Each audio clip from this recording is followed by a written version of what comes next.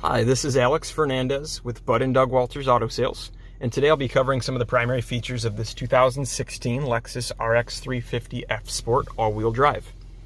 To begin, we'll cover the screen on the dash, which allows us to control things such as our radio, our navigation, and our Bluetooth hands-free phone connection. To interact with the screen, we will be using this mouse controller down here on the center console, which allows us to then move through these different apps on the screen and access their functions. To begin, we'll start with the radio, and we'll select that by pressing downward on the mouse controller. Right now the radio is off, so I'm going to push the power dial here to turn the radio on. You'll notice we have our presets available to us here, and using that mouse controller we can scroll through and select different presets. Down below where we have our volume controls and our tuning dials, we're able to interact with those to increase and decrease the volume, as well as change our stations by using that tuning dial. We also have a CD player, the eject button for that CD player, a radio button which would allow us to switch between AM, FM, and satellite radio stations, the media button which would allow us to access things like the CD, a Bluetooth audio device, or something plugged into the auxiliary port. And then we have our preset and our track buttons that would allow us to skip through presets on the radio or skip tracks where we're listening to a CD. And lastly, we have a play and pause button on the end.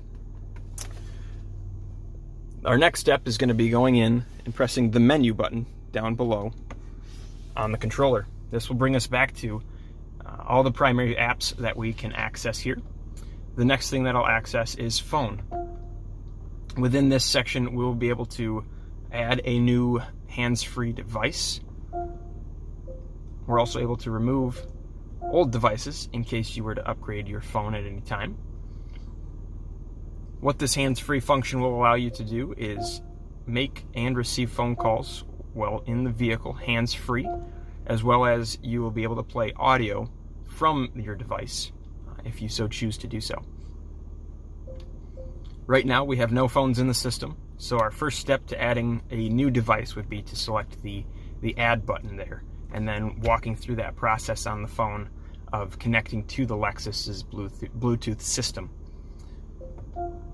Once the device is connected, we would have access to call history.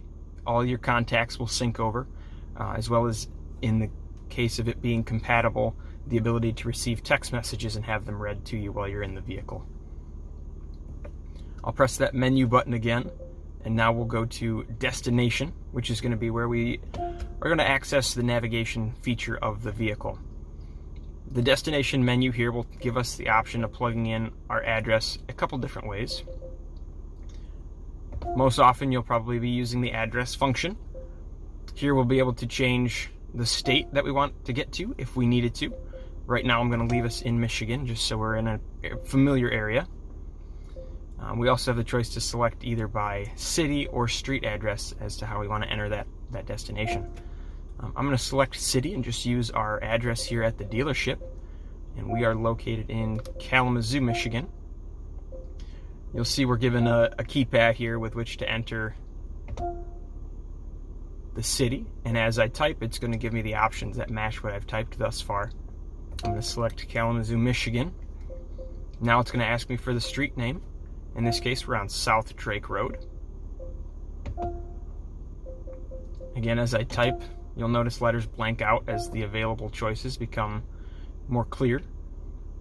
Once we've chosen the street, we're going to choose the number. In this case, we are 1600 South Drake Road, Kalamazoo, Michigan. Once we've entered that, we're going to select OK. It's going to show us that destination just to confirm we've got the right one. In this case, we do, so I'm going to select Go. It's going to calculate our route. In this case, because I'm already at the destination, it's not going to give me too much to go on other than tell me that I'm pretty much already here. So that's what your process would be to plug in a new destination using the navigation system of the Lexus here. Going back to menu, we have climate controls, which we'll also have down below as physical buttons here. Once that's been turned on, we have a display on each side for passenger temperature and driver temperature, who would have their own controls for their temperature there. Up on the screen, we have a similar display with a few other functions, such as the ability to put the heating and cooling system into an eco mode for better gas mileage. But essentially, the controls that we have up on the screen are the same controls that we have down below. Going back to menu, I'm going to move my way over to the right side of the screen here, and you'll notice there are a couple different types of information we can display on this right-hand portion. We can have a map display from our navigation there. We can have our audio, whether that be radio, Bluetooth, or CD. We can have our phone as a quick dial section there, where you're able to enter what are basically speed dial entries, so you can access them more quickly. We have our consumption, and that's going to give us some fuel economy history, as well as showing the range, and that's going to be the distance that we can drive with the amount of gas in the vehicle right now. And last thing we have there is, again, that climate control, which we're able to have always accessible on that right-hand portion if necessary. Moving our way around, in the center console here, we have heated and cooled seats in this vehicle. Both of those heated and cooled seats, we have those for the driver and passenger. They're able to be turned on manually and have the intensity anywhere from high, medium to low. But this vehicle also would run these heated or cooled seats in an auto function, depending on the temperature outside. So if it were hot out, the vehicle would turn on your cooled seats for you, and if it were cold, the heated seats would come on for you. Another feature we have here is the parking brake, which is electronic.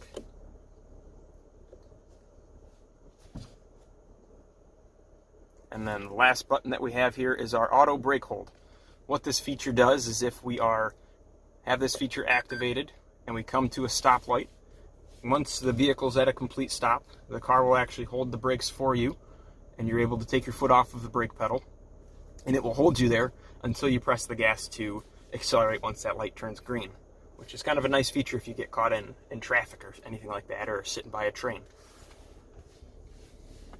Coming back down through the center console, we have that mouse pad style controller we use to interact with the screen, as well as our menu button. We have a back button to exit any menus we might have been in. The up and down arrows that we have here right in the middle, those would actually function as a zoom in and zoom out function when we're in that map display. And then we have a map button to jump from any one feature back into that map. The last thing we have in the center console here is we've got our drive mode controller. This vehicle has 3 drive modes. We have normal, we have eco, and we have sport/sport plus. Because this is an F Sport, which is an additional package on the RX350, we have access to that sport and sport plus mode in this vehicle. Each of those modes will prioritize the vehicle driving and handling just a little differently, depending on what you're hoping for. Eco will prioritize gas mileage.